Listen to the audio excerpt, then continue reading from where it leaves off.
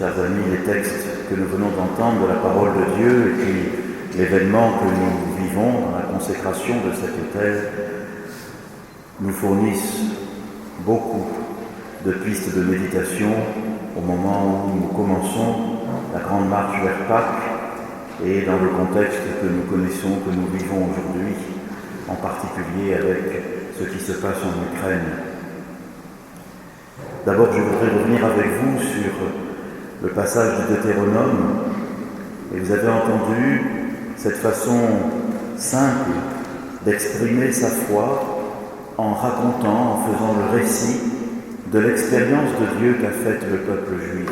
Vous avez entendu, tu diras à tes fils, mon père était un araméen nomade et il a vécu en immigré. Puis, il a été maltraité et réduit à la pauvreté. Alors nous avons crié vers le Seigneur et il a entendu. Il a vu que nous étions dans la misère, dans la peine et dans l'oppression. Et le Seigneur nous a fait sortir d'Égypte et moi, aujourd'hui, j'apporte mon offrande. Voilà, c'est une première forme de credo. C'est de raconter ce que le Seigneur a fait pour nous. Et d'évoquer comment, quand nous étions errants sur les routes, quand nous avons été maltraités, quand nous avons subi l'épreuve, vivant en immigré, que nous avons crié vers le Seigneur, qu'il nous a entendus. On peut penser au peuple du Vietnam il y a 2 siècles. On peut penser aujourd'hui, bien sûr, à tous les peuples qui connaissent la violence et la guerre. On peut penser à ces jeunes gens errants eux aussi, cherchant par des routes migratoires de plus en plus périlleuses à être entendus et à pouvoir vivre libres. N'oublions jamais que l'expérience de Dieu la plus profonde, c'est qu'il a libéré son peuple. Peut-être aujourd'hui souffrons-nous de ne même plus savoir de quoi nous aurions besoin d'être libérés. Peut-être aujourd'hui souffrons-nous de ne pas avoir suffisamment confiance en Dieu et de ne pas l'appeler, de ne pas crier vers lui, de ne pas lui demander son aide. J'ai été très touché, peut-être certains d'entre vous y étiez, par la ferveur mardi soir à Notre-Dame de la Garde de la prière du peuple de Marseille pour le peuple ukrainien. Très touché. Et combien nous avons besoin de croire en la force de la prière, parce que notre Dieu est un Dieu qui libère. Et se souvenir aussi qu'à chaque Eucharistie, nous faisons mémoire de cela. Et maintenant, vous le ferez ici, sur ce nouvel autel. Ensuite, je voudrais juste dire quelques mots aussi pour que, au long de cette semaine, nous puissions prier avec tout cela, dire quelques mots sur la deuxième lecture, celle de la lettre de Saint Paul aux Romains. Et il cite lui-même le Deutéronome, la parole de Dieu est tout près de toi, elle est dans ta bouche et elle est dans ton cœur. C'est l'occasion, le temps du carême, de nous accrocher à la parole de Dieu, d'y revenir, de la méditer. Ça dure 40 jours. Prenez au moins 40 versets, un par jour. Et revenons à la parole de Dieu. Laissons-nous nourrir par elle. Cette parole dans la Bible, il y a 4 adjectifs qui la décrivent. D'abord, on dit d'elle qu'elle est vivante. C'est-à-dire, ne dis pas « mais ça, moi je l'ai déjà lu, c'est pas la peine que je le relise ». Non, elle est vivante. C'est-à-dire, elle est toujours au moment où tu en es de ta vie. Et à chaque époque de ta vie, Même si tu relis le même texte, tu verras des choses différentes. Tu entendras des choses différentes. La parole de Dieu, elle est vivante. Ne dis pas, mais moi j'avais déjà des carèmes et des carèmes que je la lis, cette fois-ci c'est pas la peine. Non. Lis-la, elle est vivante. Le deuxième adjectif, c'est qu'elle est proche. C'est celui que redit saint Paul. Ne dis pas, la parole de Dieu, c'est fait pour les intellos, pour les gens. Qui c'est qui va aller me la chercher au Deutéronome? Elle est trop haut dans le ciel. Qui c'est qui va descendre au fond de la mer me la chercher? Non, la parole de Dieu, elle est en toi. Comme dit Paul là, elle est dans ta bouche et dans ton cœur. Tu veux l'écouter? Fais du silence en toi. Creuse du silence en toi. Alors ce que tu lis, ça va avoir de l'écho dans ton cœur. La parole, elle est vivante, la parole, elle est proche. Et puis le troisième adjectif, la parole de Dieu, elle est tranchante, comme le glaive, comme Siméon dit à Marie. Elle est tranchante. Ça veut dire, elle va t'obliger à dire oui ou à dire non. La parole de Dieu, c'est pas juste une pommade pour te faire du bien. La parole de Dieu, elle est tranchante parce qu'elle va te chercher dans des retranchements. Elle va t'obliger, comme on le verra tout à l'heure pour les martyrs, elle va t'obliger à choisir. Choisis. La parole de Dieu, c'est pas juste une pommade anesthésiante pour mieux dormir. Non, elle est tranchante. Et si elle t'a jamais appelé à trancher, c'est que tu l'as pas bien lu. Si dans ta vie, la parole de Dieu ne t'a jamais amené à choisir, à savoir dire non, ou à savoir dire oui, à contre-courant, c'est que tu ne l'as pas lu vraiment. La parole de Dieu, elle est vivante, elle est proche, elle est tranchante. Et le quatrième adjectif, c'est qu'elle est lumineuse. La parole est la lumière pour mes pas, la lampe pour ma route, dit le psalmiste. La parole, elle éclaire ton chemin. Oh, elle ne l'éclaire pas à la manière d'un projecteur qui va très loin parce qu'il est très puissant, non. Elle l'éclaire comme une lampe frontale quand on fait des randonnées le soir. C'est-à-dire, elle te montre les 2 mètres qu'il y a devant toi pour t'aider à ce que tu ne roules pas sur une pierre. Elle t'aide là. Le reste du chemin, c'est à toi d'avancer pour le voir. Mais la parole de Dieu, elle est lumineuse pour le pas que tu as à faire. Le carême, chers amis, c'est un moment béni où le Seigneur nous propose de réfléchir avec nous, d'être avec nous, pour que nous regardions le petit pas que ici, concrètement, nous pouvons faire dans nos vies. Souvenez-vous, la parole de Dieu, c'est comme une lampe frontale. Elle te montre le petit pas que tu as à faire maintenant. Fais pas des théories sur la foi. Regarde ta vie et regarde le petit pas que tu as à faire pour te convertir à la parole de Dieu. Et fais-le. Elle est vivante, elle est proche, elle est tranchante et elle est lumineuse. Et alors tu apprendras toi aussi à dire de tout ton cœur que Jésus est le Seigneur, à dire avec ta bouche que Dieu l'a ressuscité d'entre les morts. Avec ton cœur, parce que c'est l'engagement d'amour de toute ta vie, avec ta bouche, parce qu'il faut avoir le courage de témoigner de Christ, comme les martyrs l'ont fait, même s'ils ont dû y perdre, apparemment, leur vie. Alors l'Église, comme dit saint Paul, est bien composée de juifs et de païens, car nous avons tous le même Seigneur. Après, nous avons entendu ce texte où Jésus, rempli d'Esprit Saint, est conduit par l'Esprit au désert pour y être tenté. Ça veut dire quoi? C'est pas pour le tester, pour voir si c'est bon, ça va tenir. C'est pour qu'il soit le premier à nous montrer le chemin. La vie de disciple du Christ est toujours un combat. Elle est toujours un combat. Il y a des fois où on s'en aperçoit plus trop parce que tout va bien, et puis il y a des fois où on s'en aperçoit vraiment. Dans une communauté, c'est important qu'on soit attentif au combat que mènent nos frères et nos sœurs.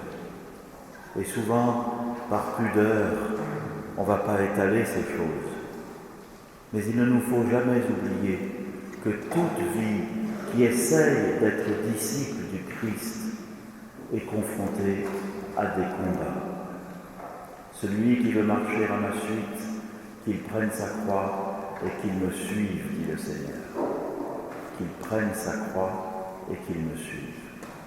Alors aujourd'hui, tout en ayant en mémoire ce geste du Christ au seuil de son ministère, juste après avoir été baptisé, de mener pour nous les différents types de combats. Et vous pourrez travailler cela, la faim, le pouvoir, l'illusion d'être comme Dieu, toutes ces choses. Je voudrais simplement aujourd'hui faire mémoire avec vous de ces martyrs du Vietnam qui, eux aussi, à leur époque, ont continué à prendre leur croix pour suivre le Christ. C'était en 1802. Les Français avaient aidé l'un des chefs de la région à prendre le pouvoir, Gia Long, que je m'excuse au tout début, je vous présente mes excuses à la communauté vietnamienne pour toutes les erreurs de prononciation que je vais faire. Mais ceci étant dit, les Français l'avaient aidé, mais évidemment ils y avaient aussi leur intérêt. Mais celui-ci, Gia Long, était redevable à la France et était tolérant envers les chrétiens. Mais à sa mort, en 1821, c'est son fils, Minh Mang, qui lui succède. Et lui, il projette dès le début de rejeter le christianisme hors de son pays. Il commence à poursuivre les chrétiens en 1826. Et quelques années plus tard, en 1833, il publie un grand édit de persécution, exactement le 6 janvier 1833. Je vous lis un extrait de cet édit de persécution pour que nous comprenions mieux. Je cite. « Nous ordonnons à tous ceux qui suivent la religion chrétienne, depuis les mandarins jusqu'au dernier du peuple, de l'abandonner, sincèrement. Nous voulons que les mandarins examinent avec soin si les chrétiens qui se trouvent sur leur territoire se préparent à obéir aux ordres et nous voulons qu'ils les contraignent de fouler en leur présence la croix aux pieds.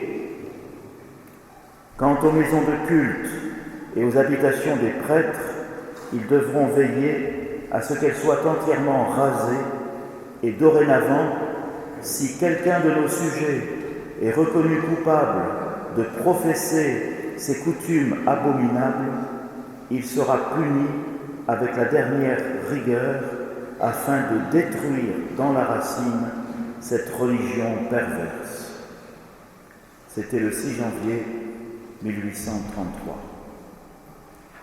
Il y avait un prêtre, parmi bien d'autres, un prêtre né à Besançon, François Isidore Gagelin. Il était né en 1799. Il était devenu prêtre aux missions étrangères de Paris. Il avait été envoyé en mission en 1821. Vous avez compté, il avait 22 ans.